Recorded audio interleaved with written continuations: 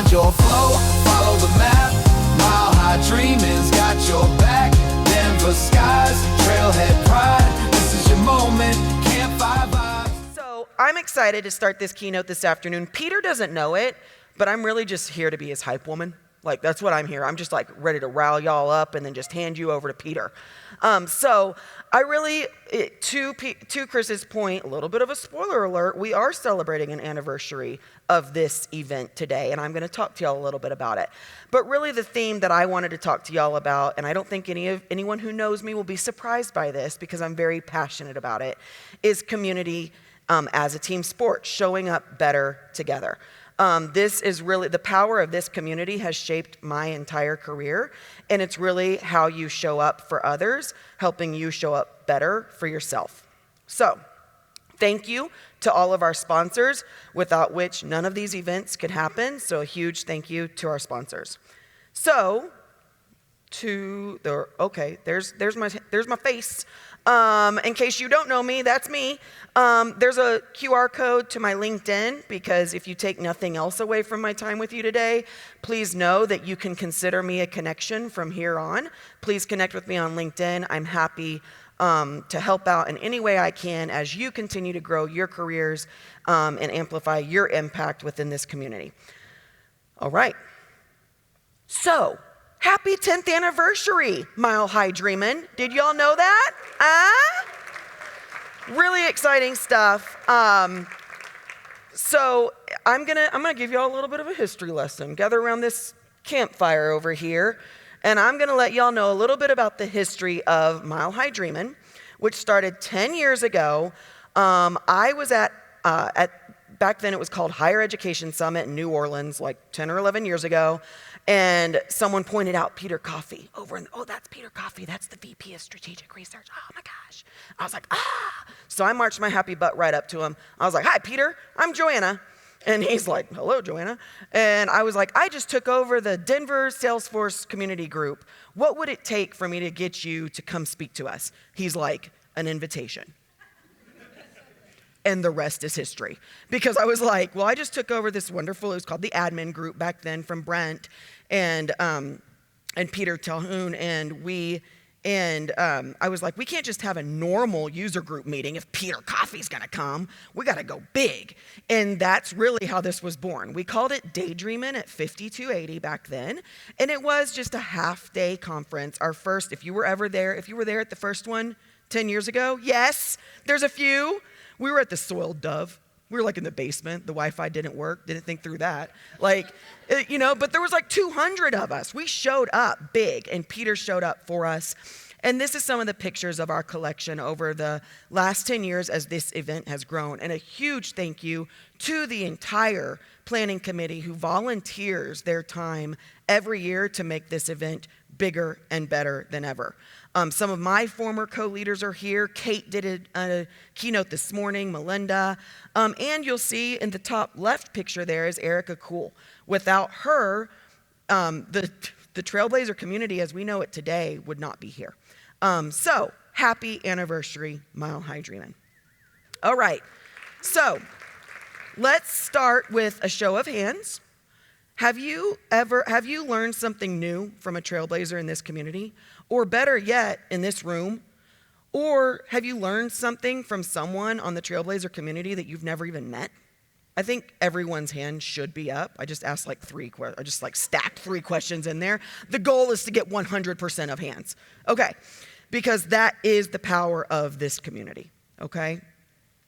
So, I thought if I was gonna give y'all a little bit of a history lesson on Mile High Dreamin', I thought it would be fun. I worked with the Trailblazer community team to pull together some stats because I've been a part of this ecosystem, a part of this community for 18 years now. Yes, I'm still young in my career, Chris, that doesn't date me at all. But I've never seen all of these statistics of how this community has grown and evolved over the years, and so I thought it would be fun to pull it together. Spoiler alert, this community is a launch pad. This is where ideas are born, careers are shaped, and impact is multiplied. So, a little history lesson. 2006, Salesforce was launched, which I still love the name of, Salesforce. That was discussion board and idea exchange, and that's also when the first community group meetings started happening. 2010 is when the MVP program was born. 2013, we hit 1 million members on the Success Forum. I think I still have some stickers from that momentous occasion in my collection. 2014, Trailhead was born, and the first community conference. Shout out to Eric Dreschfield, Midwest Streamin'. Woo woo, okay. 2017, the Salesforce or Success Forum became rebranded as the Trailblazer Community. 2018, over 1,000 groups were launched on the Bevy meeting platform. 2021 is when we integrated the Trailblazer community with Trailhead. And now today, over 50 Dreamin' events a year, over 300 MVPs, 750 community groups across 75 countries, over 4,000 meetings a year, 7.4 million Trailblazers on the Trailblazer community, and over 111 million badges have been completed. So, what's my point? My point is, whether it's an idea that turns into a conversation, a Trailblazer community group meeting that becomes a connection, a Dreamforce hallway conversation, these are the moments that matter as our community. These are the moments where we build trust, where we share our knowledge, and where we create momentum. And the best part is, within this community, there's no need for a title or a platform in order to make a difference. All you have to do is show up. So, I am not going to bore y'all with my 18-year story. We would be here a while. But it has been a journey, and it was 18 years ago that I became an accidental solo admin, okay? And whenever I became that accidental solo admin, basically because I was a couple of decades younger than everyone else in my office, whatever, I was very much of the mindset that I had to do it all myself. I had to find every answer, I had to learn every tool, and it was exhausting. And it wasn't until about 4 years later that I really dove into this community and started to learn what it was all about, and that changed my mindset.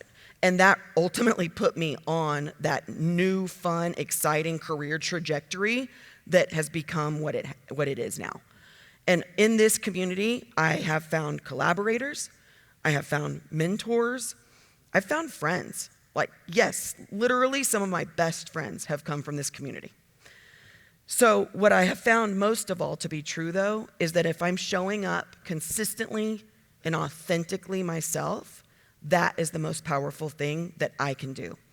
And when I shifted to that mindset, that's whenever I stopped becoming just a contributor to this community, and I truly started becoming a connector within the community. So, how can you show up? How can you evolve from being a contributor to this community to being a connector within the community? I have boiled it down to 3 very simple steps. Connect, learn, share, repeat, okay? And I recognize that that is going to look different for everyone based on your skill set, your background, your personality. It's going to look different. That's cool. That's the cool thing about this community. What's important is that you're showing up authentically you. And that's when your personal brand comes into play. Now, I also recognize that embracing and growing your personal brand might come naturally for some of us, like the extreme extroverts who have communication as one of our number 1 strengths. And I just so happen to already have a passion for crazy earrings and spicy nails and cloud shoes. Yes, these have clouds on them. And yes, they were gifted to me by a member of this community. So anyways, yes, it will look different for absolutely everyone. And you might even feel a little bit cringy, like, oh, my personal brand, oh, that's, But here's the truth. Spoiler alert. Your brand is not self-promotion. What your brand is how you show up for others. How you show up for others is your brand. The stories you tell, the values you live, the way you make people feel in your interactions, that is your personal brand. You don't have to be loud to be heard, although I happen to be loud. That's just added bonus for me. It's part of my personal brand. But you do not have to be loud to be heard. You just have to be real. To grow your influence, start by amplifying others. And that is the magic of this community. When you celebrate someone's win, you lift them up, you share a resource that helps someone out.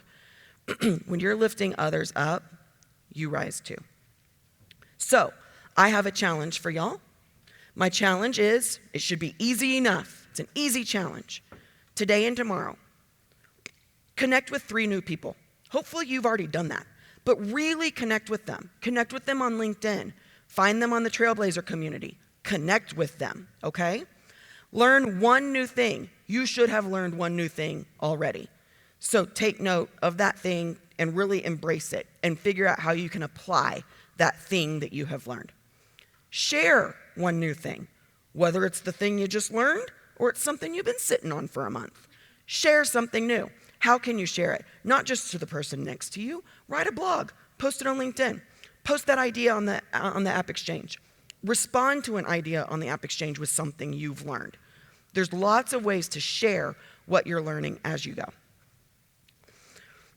And finally, lift one person up. Now again, how you lift others up is different based on who you are, what your skill set is, what your background is.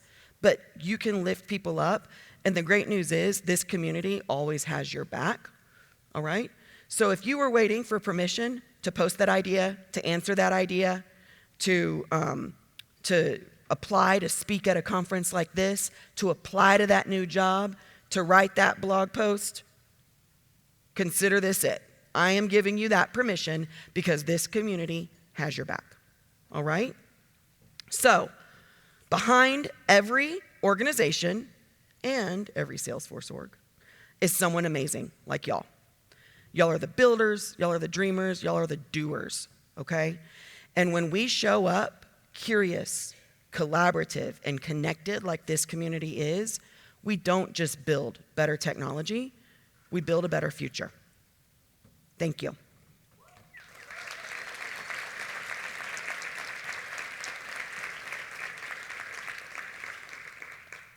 I was not joking when I said Peter didn't know it, but I was really just here to be his hype woman. All right? So, I don't know that Peter needs an introduction, but he deserves an introduction. So I'm going to give him one, all right? So I just talked to y'all about showing up and amplifying your impact in the community, embracing your personal brand. So now I'm going to hand it over to Peter. This is his LinkedIn QR code. He is very accessible if you ever need anything, speaking of amplifying the community. And without Peter, Mile High Dreamin' may have never been born. He has graciously provided his time every single year to keynote what was Daydreamin' at 5280 and is now Mile High Dreamin'. And so Peter is going to take us into the future, how we build, how we lead, and how we shape what's next with technology as a team sport. So here goes his intro. Peter Coffey has been with Salesforce since 2007, following 18 prior years as an industry analyst, product reviewer, and technical contributor at publications including eWeek, PC Week, Computer Language, and AI Expert. His publications include Value and Risk in the Fourth Informational Revolution, released as a chapter of the Routledge Handbook of Risk Management and the Law, as well as contributed chapters to Auditing Cloud Computing, a Security and Privacy Guide, and in Nanotechnology, Science, Innovation, and Opportunity. He previously supported desktop computing and national security AI applications at the Aerospace Corporation and held project management positions at what was then Exxon Corporation in locations ranging from the Gulf of Mexico to the Arctic. Peter graduated from MIT in 1978, earned an MBA from Pepperdine University in 1985, and he's since lectured at Stanford, Caltech, Harvard Business School, and both the Sloan School of Management and the Media Lab at MIT. He is co-founder and president of the Seattle-based Foundation for Intelligent Life on Earth, sponsoring work on climate change, conservation, STEAM education, and the exploration of Earth and space. So without further ado, I will hand it over virtually to Peter Coffey. Great, thank you. Joanna may or may not recall the specific conversation that preceded the first. It was called Daydreaming at 5280. As I recall, she was in a swimsuit and I had a beer in my hand. I think it was at the lobby bar in Austin. after a Trailblazer event. So don't let anyone tell you that networking isn't a thing, and it happens sometimes in very unexpected places. It's sort of my nightmare that someone is actually going to read every word of the bio that I provide, because then I have to think, oh my gosh, really, did I actually say all that? And in some ways, I could shorten it and just say, my job is to do what Joanna's slide 2 slides ago said. I'm fortunate to have gotten into a role in which I get paid to connect, learn, and share. Repeat. It's what I do. And Daydream 5280, Mile High Dreaming has always been among my favorite opportunities every year since we started doing this back in 2016, because it comes at the perfect time of year. The summer is coming to an end. Dreamforce is usually upon us. And my question becomes, okay, what are we going to talk about next year?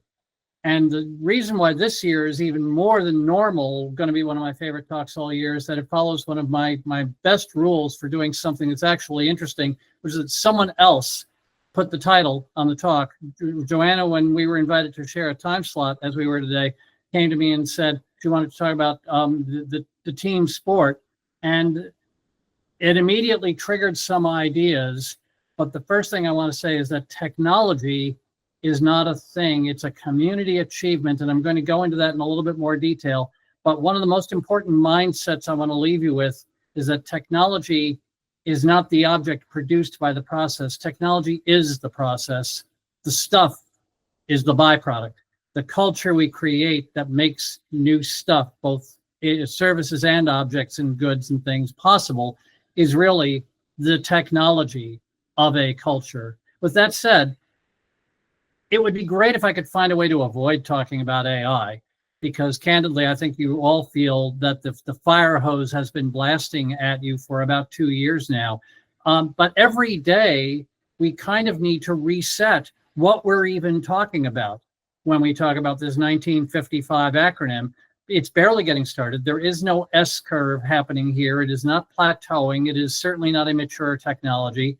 And you in this room are in the upper tail of the bell curve of people who have to explain this to people in a way that helps them comprehend what it does, understand what it is and is not, and know why it matters and how to make it matter to them, more or less in that order. For example, only in July, Google said, oh yeah, this transformer architecture, we think we can give you a binary order of magnitude of doubling the speed and cutting in half the training costs that you've been told are going to melt the ice caps. It is absolutely an area in which the last thing we want to do is be refining and polishing what was a good idea 2 years ago. It's still tremendously important that we be prepared to say, oh, okay, now that we know what it's supposed to do, let's think about doing it in genuinely different ways. And the time cycle of that turnover is now much shorter than it's ever been before. The impact on careers is profound. And these community events, I think, are hugely important because they get a bunch of people together in the room who all share certain opportunities and share certain concerns and can support each other in really critical ways to develop the careers that are going to be and not try to preserve the careers of the past. Alvin Toffler in Future Shock talked about how the modern classroom is really just the vestige of the first industrial revolution, designed to teach people to show up, sit down, follow orders, and go home when the whistle blows. It is a training ground for factory workers in a time when employers say that is not what they need, but the formal education system has yet to figure this out. We have to depend on things like FIRST Robotics. We have to depend on things like Boy Scout, Eagle Scout projects and Girl Scout Gold Award projects to build and to exhibit the collaboration and leadership and multidisciplinary skills that are what we really need to move forward. This is all happening in a context of volatile, ambiguous, and often very poorly conceived regulation. There are people who think that the European Union AI Act is giving us the rule book that will finally be in place to have this done correctly. But all you need to do is take that EU AI Act and to do a string search on the phrase member states should to discover that as Captain Barbosa says in Pirates of the Caribbean, it's not so much a code as it is guidelines. And each of the EU member states will be tasked, but also at liberty, to write actual legislation with all sorts of carve-outs in that book. And then, in the US and in other economies, what the rules will be is going to continue to be volatile, as witnessed the July 23rd release of the new administration's so-called AI action plan that treats this as now more of a priority not to be left behind than it is a priority not to get out too far over our skis. The previous administration had a strong emphasis on risk containment. The new administration has more of an emphasis on competition from other countries, containment, or at least supremacy. It's not necessarily wrong, but it is certainly different and creates different challenges. And finally, I couldn't resist throwing this one in. In the August issue of Vogue, there will be a clothing ad with what looks like a picture of a human fashion model who is AI generated. This will be the first time that an AI intended to be photorealistic image of a human has been used in that magazine. And so all of these stories about, well, are there job categories that will never be encroached upon by AI? That list gets shorter and shorter. Andy McAfee and Eric Brynjolfsson at one point had a list of things that AI wouldn't plausibly do in our lifetimes that included being allowed to drive a car in traffic. And they later said that within their first 10 minutes of riding in a self-driving car, they had sort of said, okay, forget it. This is not going to be as difficult as we thought it was going to be. Almost all the time, these things become feasible sooner than we expected in ways that are tremendously exciting, but that this group, you people in this room, have in effect signed up to be the deliverers and mediators of that change. So let's redefine the acronym AI as achieving innovation. Because as Stuart Butterfield said back when he was running a company called Tiny Speck, before it became renamed as Slack and got sold to us for $28 billion, he said, innovation has to be framed as the behavior change that results. If it's a small innovation, it is not going to cause a big shift in how people spend their time. And if it's a big innovation, it absolutely will change the way that the world's only truly finite thing, which is the time we have, is going to get spent. Peter Drucker said this in a different way, that innovation is what happens when an invention achieves adoption. Absent adoption, it's a great idea. It's an invention. It's merely an invention.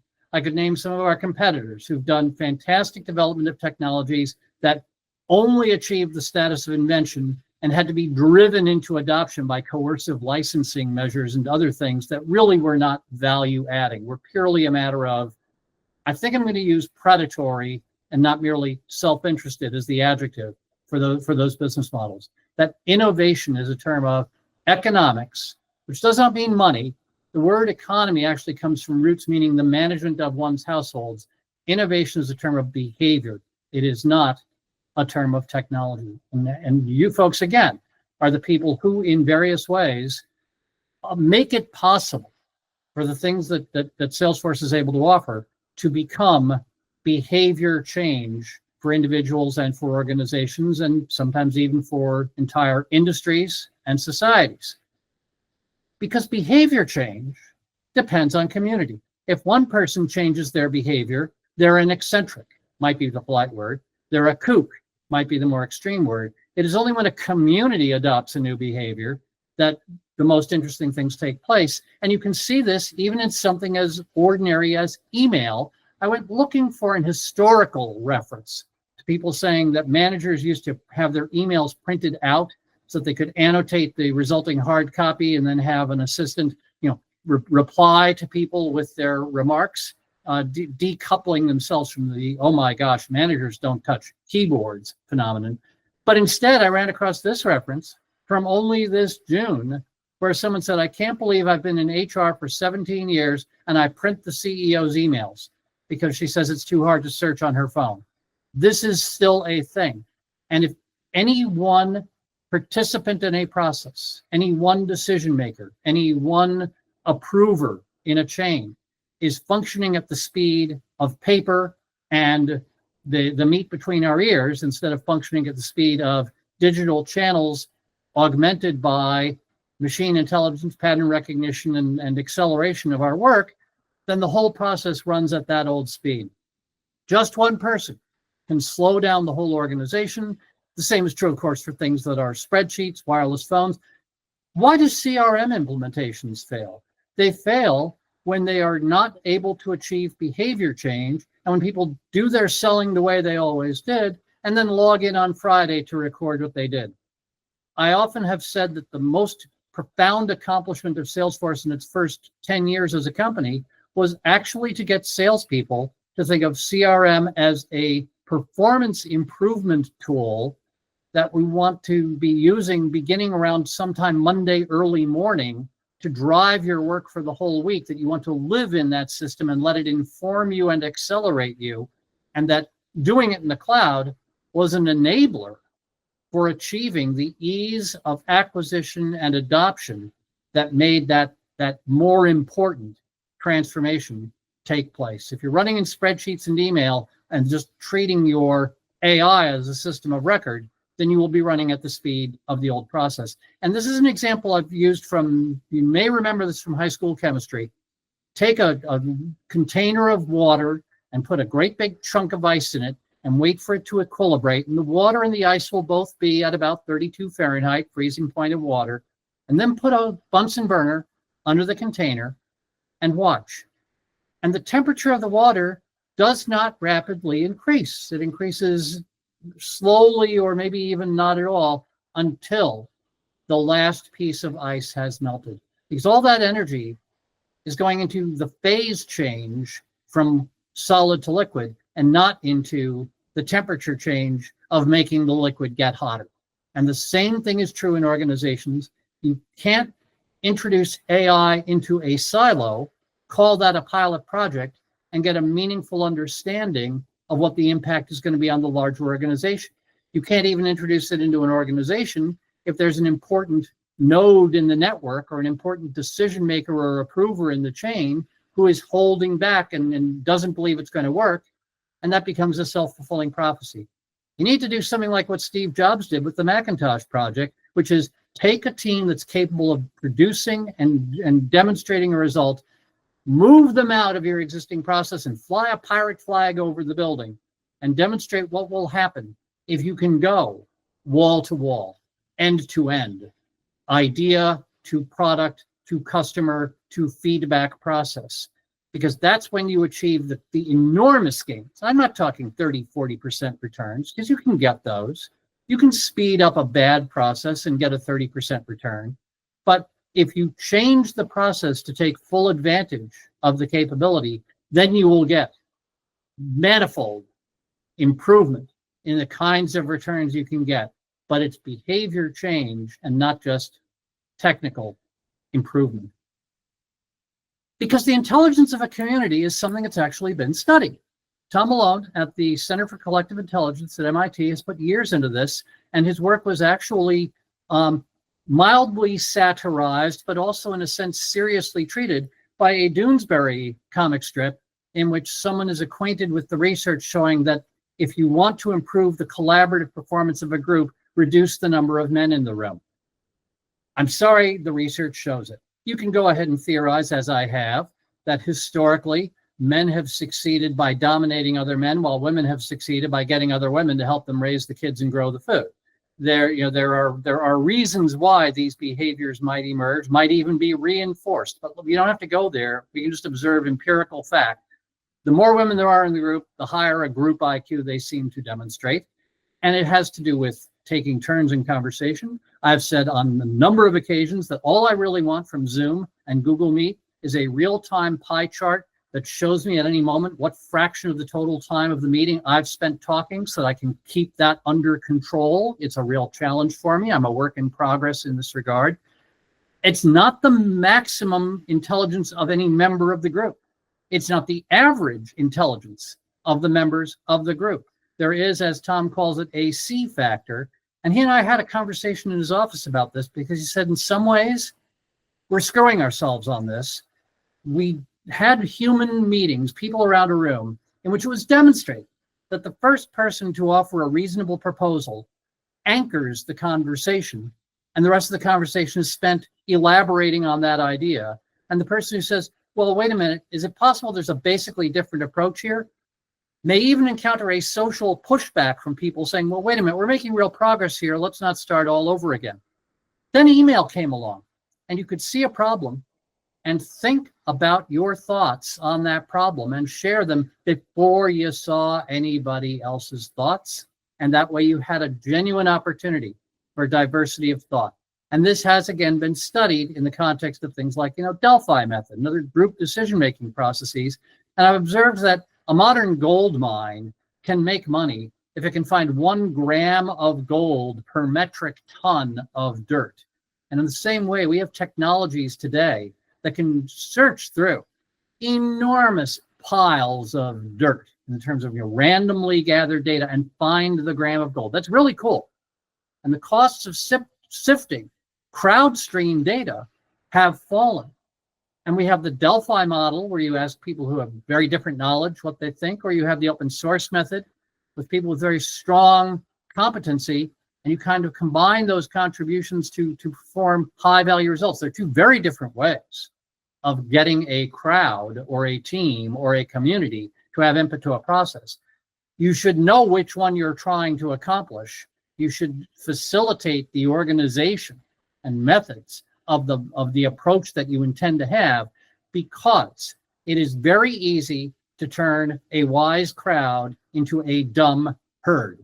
And the study of so-called wisdom of crowds effect has shown that if you don't begin with actual diversity, as opposed to a bunch of people who've all been peer reviewing each other's papers for the last 20 years, if you don't have genuine independence of those diverse points of view, if some of them work for one of them, then that's likely not to be as independent as you would like. They have to be decentralized so that their ideas can form before you aggregate them. Because, and this is the quotation from that paper 14 years ago, it doesn't take much social influence to undermine the wisdom of the crowd and turn it, as I said before, into just another dumb herd. If the community is focusing on a thing, that's a yellow flag. Focusing on a thing you're going to make is early stage. And this is one of my favorite examples. In the Sears catalog of 1918, it was possible to purchase something called a home electric motor. This was a radical idea because most people didn't even have one of these, and it was an expensive object. And the idea that you would buy one and not be using it all the time, well, you can't afford to buy something like this and then only use it for a few minutes or hours a day. So you bought the motor, and then you bought a beater attachment or a fan attachment, and you would move the motor from task to task. I believe that right now we are at the home motor stage of AI, where something that looks like a large language model is big, capital intensive, general purpose. We went through something very similar with the mainframe computer. Great, big, capital intensive, skills intensive object. So we'll only use it for things that everybody in the company does all the time, like running general ledger stuff, very other generic business applications.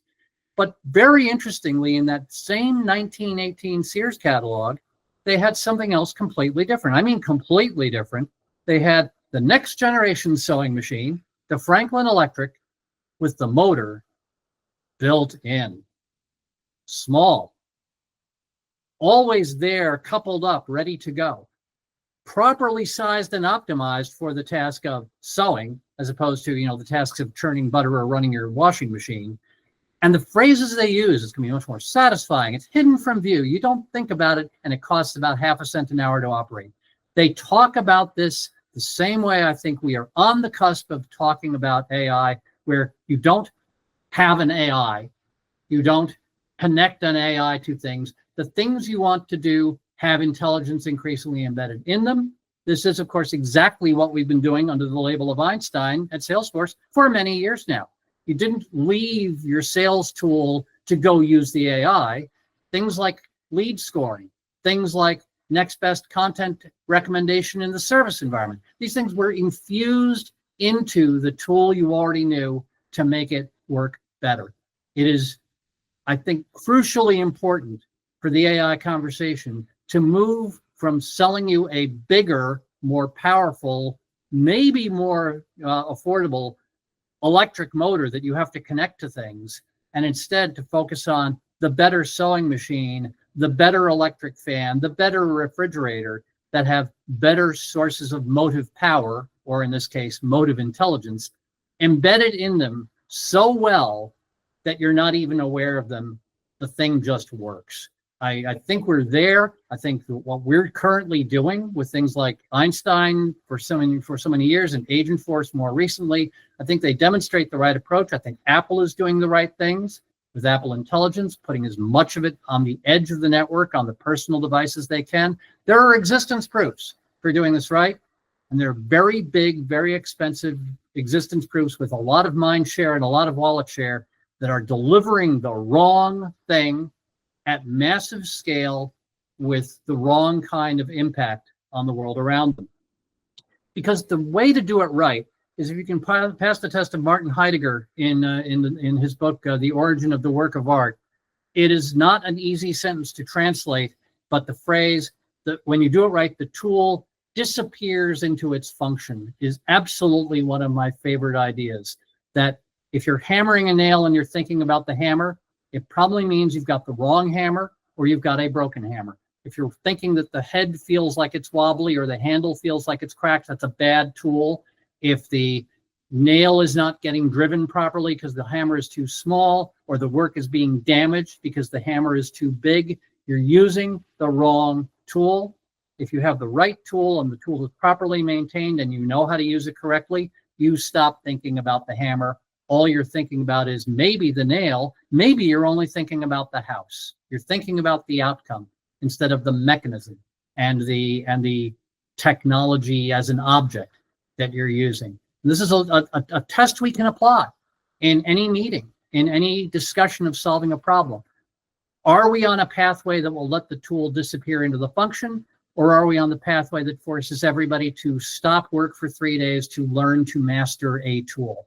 Because the second approach generally does not work. At Toyota, I discovered they have a term, CAT scan, not in the hospital sense, but CAT is an acronym for crap, another tool. Because no one really wants to find out that some genius at HQ has said, oh, okay, we're all going to do this differently now.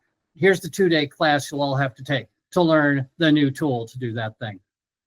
Because our things, by things I mean the skills we're proud to have mastered and the tools that we're proud to have acquired and learned, they have very short half-lives. The half-lives are getting shorter and shorter. If you look at the things that you were being told 10 years ago you had to master and ask yourself how many of them are still relevant, where does the semicolon go in this programming language? Maybe not so much.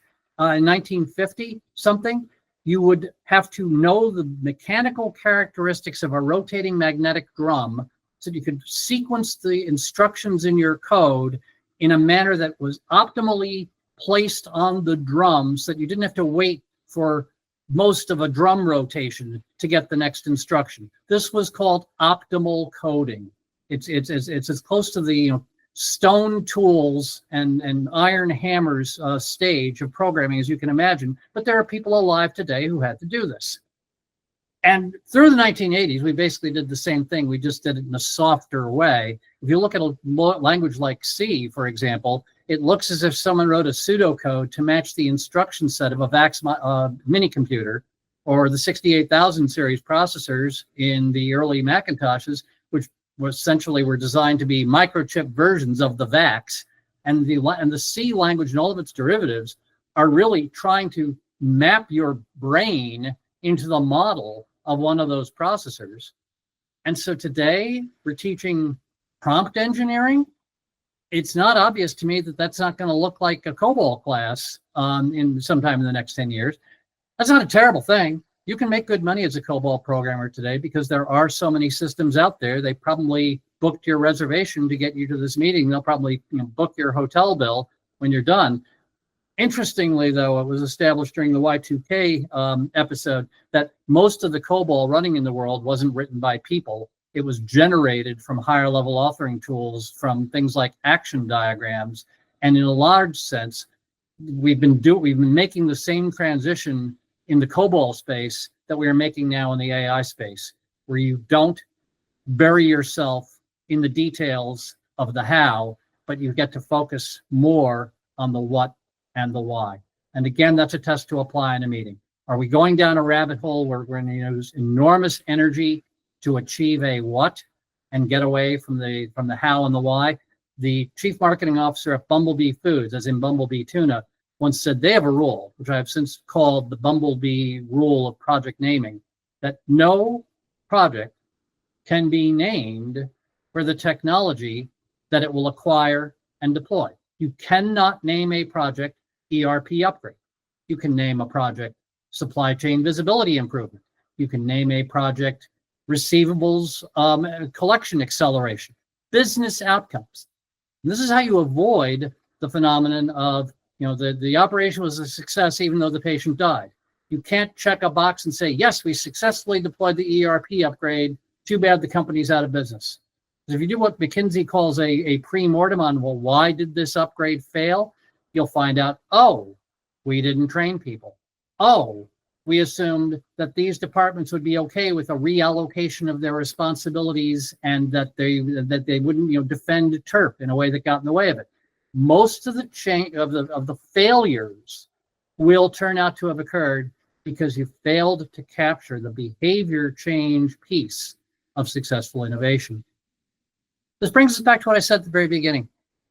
If I showed you a pile of rocks and said, hey, look at that big geology, that wouldn't make any sense. If I said, let's go to the zoo and visit the zoology, again, that wouldn't make sense. Ology, when we hear the word, the suffix ology, we think this is a study of something. This is a discipline. This is a community of collaboration, experimentation, argument, refutation of bad ideas. The word technology does not come from roots meaning thing. It comes from roots meaning the expression of thought to achieve a gain. The expression of thought. You can't have technology inside the head of one person. You can barely have technology inside the walls of one company anymore. Look at the logos on the device you buy today. It's got Wi-Fi logos, Bluetooth logos. It's got a UL sticker.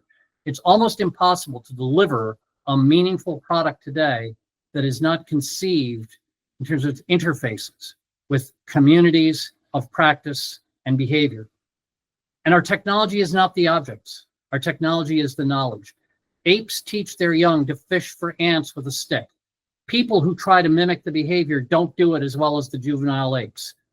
I'm not competent to say if they have language or not, but a knowledge transfer takes place that merely observing their behavior fails to capture, even if we theoretically have bigger brains. There's an act of technology happening there. Making the stuff is just an outcome. And building a culture of technology like the one in this room is what really makes it exciting. Now, at the beginning, you were promised team sport metaphors. So here I am talking about apes and sticks. We promised we'd talk about technology as a team sport, so let's fulfill the promise.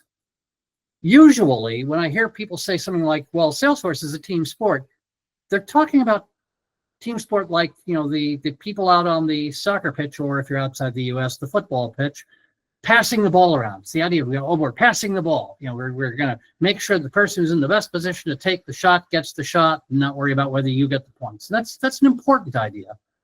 But there are a lot of other roles in a team sport other than the players on the field. What about the different roles? What about the coach? Without the coach, who's normally not on the floor, if the coach is on the floor, there's probably a technical foul about to happen. The people who notice the opportunities and challenges and propose the tools to help the team address them. Because then the players, properly coached, are not merely harangued, but are inspired. They're evaluated, but they're also elevated by that guidance, by the resources that a coach brings to the game. The referees are crucial. Their job includes anticipating how it could go wrong, thinking in advance about how people might try to break the rules. When I was doing youth soccer refereeing, one of the things we were told is to, see where the ball is going, learn to delay the call, and make sure that calling a foul doesn't disadvantage the team that was fouled.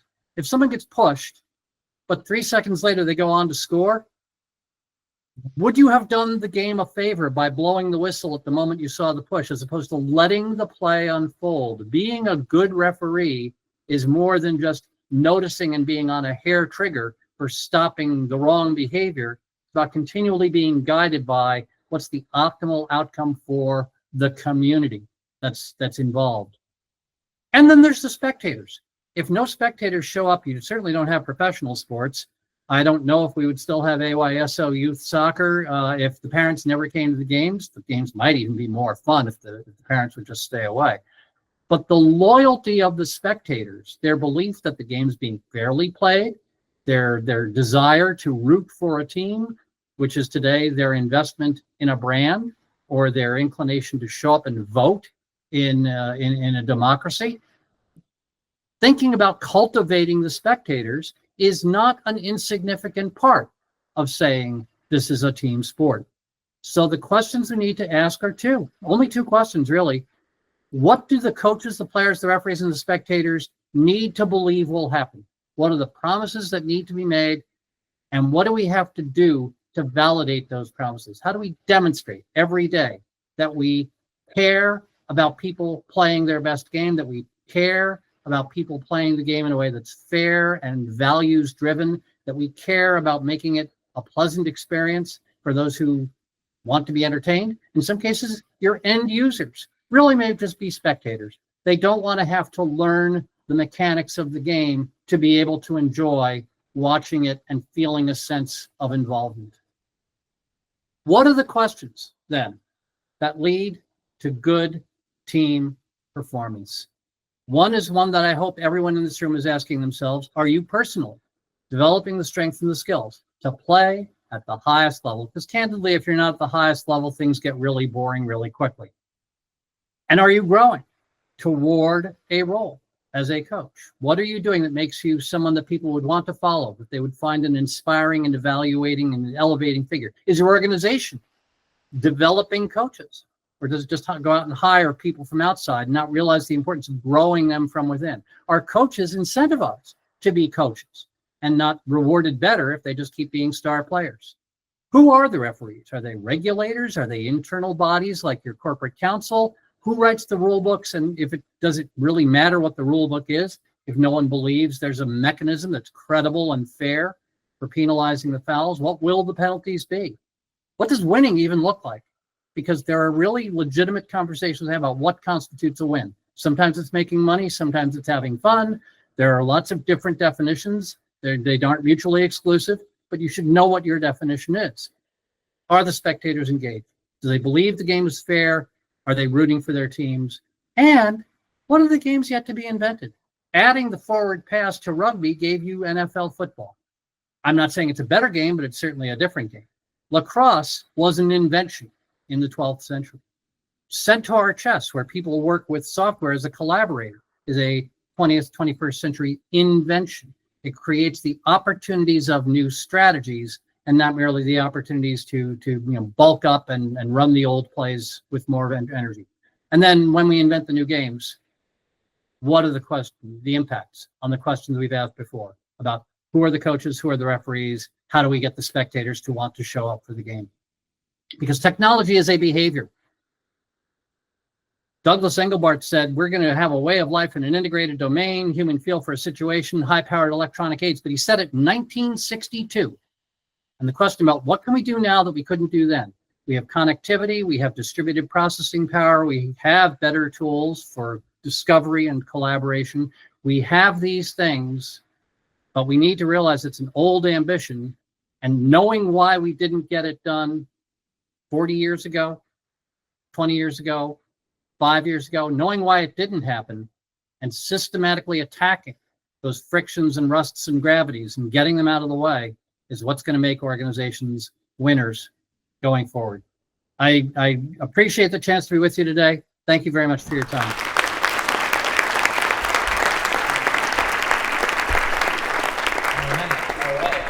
All right. I see the room now. All right. Hello, everybody.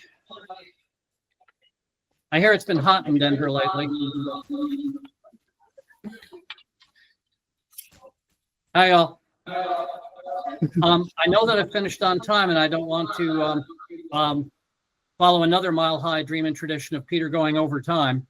But if you want to take some time now for any kind of Q&A or discussion, that's up to you. You guys are in the room, and you can turn me off whenever you want. Yes. Well, we're going to figure this out. Sorry, we pivoted on this one. We're going to send this over. Can you hear us now? Well, I see someone running a mic to someone, which means I'm probably about to hear someone now. Hi, Peter. You might recall last year I wrote for the group that we regretted that we weren't fast enough in asking you a question because we were dumbfounded. So I'm going to stall for the group here while they think about everything you just said. My question to you is, this may be out of your area, but building agent force agents aside and thinking about the International Monetary Fund, the World Economic Forum statements about the number of positions that are going to be eliminated over the coming years, and those that are going to be created. I'm wondering where you see the creation coming from, and again, not just us writing AI agents. Thank you. Sure. Yeah. Well, Julie Sweet, who runs Accenture, is absolutely in the crosshairs of this question. Accenture, I believe, has lost half of its market cap in the last several months because people perceive that what a lot of people at Accenture get paid to do is exactly what AI is good at doing, which is ingesting large volumes of data, identifying patterns, and providing interesting analysis and summary of those patterns. That's what they do. And Julie has been, I think, very clear and very credible on the subject of, you don't get it. What we're going to be able to do is have people now at an earlier career stage providing a higher value of insight into data because of, as Engelbart said, these high-powered electronic aids and tools. And we've seen similar patterns before. The automated teller machine might have been thought to eliminate the job of bank teller, and yet there are many more people with a job that looks like bank teller today, but they don't just pass out the $20 bills to people cashing their paychecks. They are able to provide meaningful counseling on things like your best car loan, your best educational savings plan, and so on. And what's happened is that because the basic functions of retail banking were now being done at so much less cost, with so much greater convenience, without the notion of banker's hours, the market for banking services hugely grew. The fraction of the population now that has a checking account and a couple of credit cards and are participants in that system in a way that they could not afford to be and did not find any reason to be 60 years ago, I believe is the pattern for where we need to go with the tools that are loosely described as AI. It accelerates the onboarding of new hires. It lengthens the opportunities to contribute of more senior contributors. The challenges, we're going to have more generational diversity in the workplace. We're going to have a higher level of basic skills required to come in the door. But no one thinks it's a problem that someone needs a driver's license to get to work. It allows people to work farther than bicycle distance from their homes. In the same way, having basic skills of AI literacy, which I will note under the EU AI Act, Salesforce is required to provide facilities and support for growing AI literacy in its internal and external partner and customer communities. We take that obligation very seriously, but I would even argue that we need to get beyond AI literacy to AI fluency and not merely be able to say, oh, I know how to prompt an LLM, but I know how to recognize when an LLM is giving me a crap result and refine my dialogue with it. And we can start teaching those skills, and frankly, I think we should, in elementary school. There are teachers who are terrified that their kids will never learn to write because the LLM will do it for them. There are other teachers, grade school teachers, who are making the assignment, this prompt was given to an AI and this is what it wrote. Criticize it and refine the prompt to get a better result. And children who were barely able to be taught to compose a paragraph and write it with a number 2 pencil before are now actually getting an opportunity to be critical thinkers, evaluators, and collaborators. I think it's wonderful when it's done right. 95% of people will do it wrong. There's a study going around right now that my alma mater, MIT, has its name on, saying 95% of AI projects return no value. You only have to read past the first page to discover the projects that are not returning value are connected to bad data, are facilitating a bad process, or are being introduced into organizations that have failed to address questions of engagement and adoption. And it's no surprise to me that only about 5% of organizations are getting those things right. And it's certainly no surprise to me that if you get those things right, you get amazing value. But there's an expression in science fiction called Sturgeon's Law. Theodore Sturgeon, the science fiction writer, was once challenged with, how come 90% of science fiction is such crap? And he said, 90% of everything is crap. It's only the best 10% of anything that's really interesting.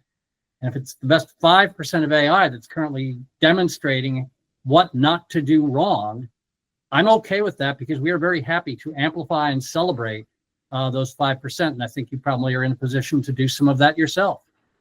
Did that address your question? Okay, fantastic. Up to you to tell me how much more time you want to give me. Let's do one more question. Okay, maybe I can do an answer that's a little shorter next time. There we go. Yeah, hi. Would you comment on what appears to be a slow adoption rate of Agentforce? Salesforce Ben recently commented on it. I'd love to hear the comment. Oh, adoption rate. Well, okay. We now have studies. We are past what Churchill called the end of the beginning. The people who thought, as Mark Benioff said on one of our earnings calls a year ago, people who thought, oh, cool, I'm going to download some open source stuff and bolt it into my existing process, and I'm going to have AI. They were right, and they found out that that wasn't a very valuable thing to do. We have studies from Futurum and Valwar now, which are studies of companies that tried for at least a year to do what Agentforce does and discovered it's really hard. We have one quote from the Valwar study that says, we had smart people try for a year to build something that does what Einstein Trust Layer does, and we failed. Let's talk again about why maybe you guys are worth what you're charging. So there's an inhalation taking place here. People are saying, oh, okay, it's easy to do this badly. It's worth it to do it right, but we need to look harder at our data readiness. We need to look harder at our process knowledge, let alone our process optimization. We need to engage our stakeholders, internal and external, in wanting to root for the success of this instead of looking for reasons why it will fail. And if what that means is that in the short run, there seems to be a slowing of adoption or a decline of interest in the projects, that doesn't scare me. It means that fewer people are forming a belief that it doesn't work, and more people are going to lay the proper foundation before they build it.